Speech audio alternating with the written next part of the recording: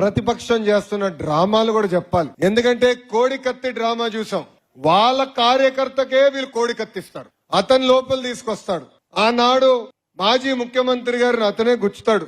ఏదో అయిపోయిందని వెళ్ళి ఢమాలని హైదరాబాద్ కి ప్లేన్లు వెళ్తాడు. హైదరాబాద్ లో ఒక హాస్పిటల్ అట్లా పడిపోతాడు. ప్రపంచం మొత్తాన్ని చూపిస్తాడు, చూడు నన్ను చంపేదానికి ప్రయత్నించారు. చేసింది ఎవరు? వైకాపా కార్యకర్త. చేపించింది ఎవరు?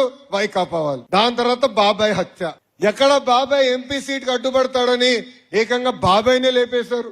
ఫస్ట్ ఏమన్నారు? గుండుపోటు అన్నారు. దాని తర్వాత గొడ్డల పోటు అని తెలిసిపోయింది.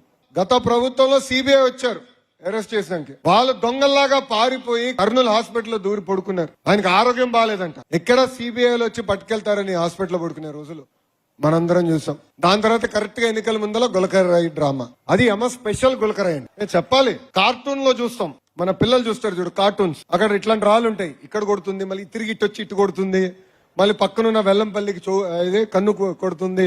అంటే నలుగురు తల్లిగా వెళ్ళింది ఆ గులకరాయి. స్పెషల్ గులకరాయి. అది కూడా ఎంత డ్రామానో చూడండి.